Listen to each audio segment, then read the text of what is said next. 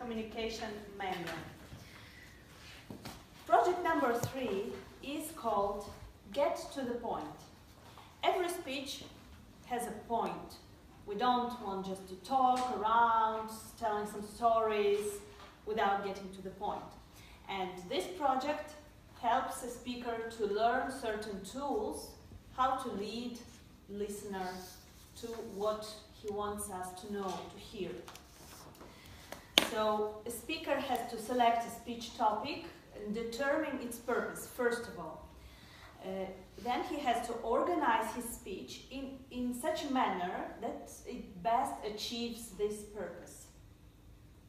And he has to ensure that his speech has beginning, body, and conclusion. The speaker who is about to come to the stage is nothing connected with procrastination, because he is a very determined person, and he certainly has a goal and he knows how to achieve it.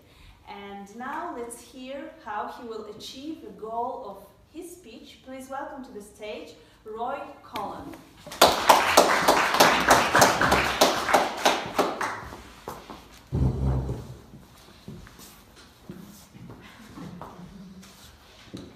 How many fights have you been in? Yeah, strange question. I grew up in a very rough neighborhood. It was basically every night you'd see joyriders who were robbing cars, driving around the block, and then they'd burn up the cars. So seeing fights was normal. You would see a fight daily, or you'd be in that fight. I was very small when I grew up. My mother is dear to me now. When I was 17, I was dear to her. So you can imagine my height. So being small in a neighborhood like that, I got picked on a lot. So there was different occasions. For example, one time 4 people attacked me. They pinned me to the wall and punched me, and I managed to break free and run away. There was a guy that was basically what I would consider one of the roughest people around. He, outside my house, I just walking on, he shouldered me, so we started to fight, and he kicked the crap out of me. And not only that, like, I'm not sure what age it was, like 12 or 13. Fell on the ground, and he was kicking me into the back and everything, which at that age is kind of unusual. So my brother came out to scare them off. The same guy used to beat up his teachers, so you can see the level of how these people are. Another time, I had my bicycle, and I was attacked by, this isn't going to be totally negative, so that, you know, just relax. Just showing you how it developed into where I am. I had my bicycle, and I was attacked. There was 3 guys that were about my age, but obviously taller because I was small for my height, and they had all their brothers, and they tried to rob my bike. So what I did is I knocked out the biggest fella, because at that time I started doing boxing, because you learned you had to fight or you were going to get beat up all your life. So then I started doing newspapers for you know, just earning money, and I used to get picked on sometimes for doing that. And one time, these guys, I was about 16 at the time, they took the newspapers and they set them on fire. And I don't know, did they hit me or what, but you can imagine the embarrassment of that. So this guy came to my rescue, and a young man, and he basically said, look, we've got Kung Fu classes, you should come and check it out. So I did. I went to this Kung Fu, and I just fell in love with it. And I basically, it's not like normal martial arts. I mean, has anybody ever done martial arts here? Yeah? So you're kind of familiar. A lot of karate, taekwondo, they do, you know, it's kind of up and down, kicking, punching, this was more street fighting. So what would happen is, like, just for training, we'd have to do knuckle push-ups. You jump on the floor on your knuckles, and you do 50 knuckle push-ups. You do a cartwheel, so basically you'd have my legs, I'd be on my knuckles and walk up and down the hall, which would be the size of a basketball court.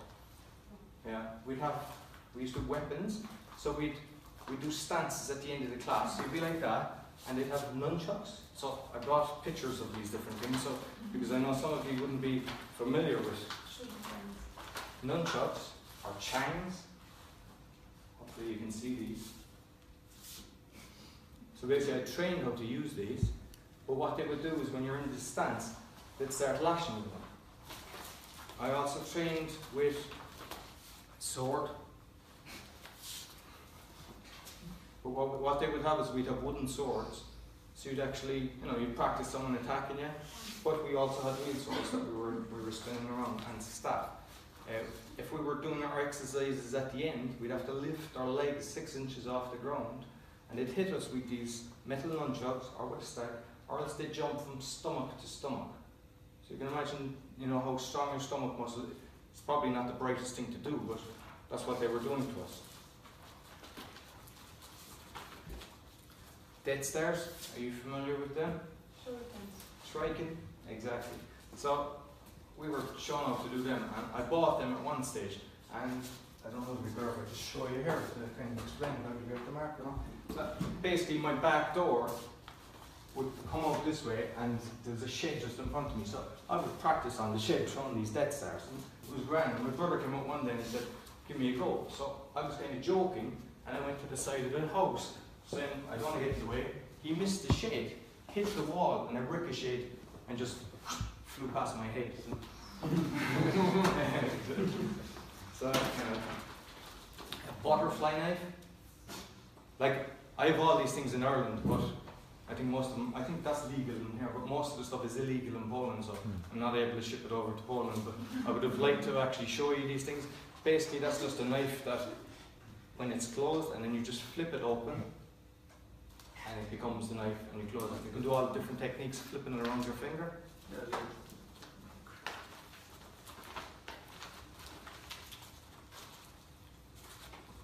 What I want to do is this hasn't been, he doesn't know what's going on, I just thought would be a demonstrator, because I'm not sure how many of you have been in a fight, but you just don't know what's around the corner. So I just want to give you a few examples of how to protect yourself and what some things might happen. You help me? Now you finally heard me. So sometimes if you're on the street or someone's going to get you, there could be a few people.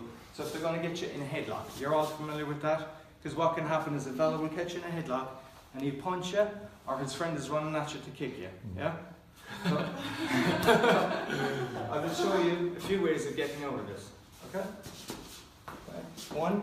My favourite. Second is you gunge his legs, so you just pinch his legs. There's no way he would. The third one is you put your hand around here and just push. He can't keep it. And the best one, the best one is if this is on the street, I catch his leg and I throw myself back. I have a lovely cushion, but he doesn't. His head goes splatting off the wall. If you can show me the flags, because I just want to be conscious of the time. Yeah, right now. Okay. Like say, grab. Somebody can grab you. See, that he grabbed me exactly like most people do. He just holding me like that. That doesn't hurt me. I'll show you the difference. You do that with your thumbs. Just 2 seconds. I'm not going to hurt you. You wouldn't keep holding you, would you? No. So that's all you do. Another thing you can do if you grab or whatever is use your palms, your hand. Right? Just grab me. And just that stuns you. Whether you do it to just run.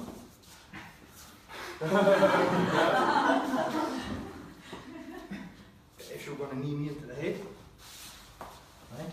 You block that, and you can just twist it up. You can break his leg by blocking like that. Anything else that you'd like to? Just be fast. Watch it. Try to keep back. Headbutt. You try and expect it to come. I've been blocked. I know it's like. It's horrible, but expect it. You can put your head down as well. Yeah, that's a good one. And I want to be that. On you? We catch the baby finger. Or any finger. Just, there's no way he... Yeah, I'm a baby now, Run race. So, there's a few different ways just to, protect you, but one I'd advise, maybe for the ladies, right, and just stop your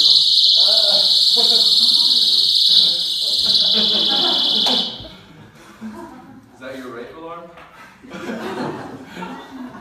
But just a few different techniques to help you in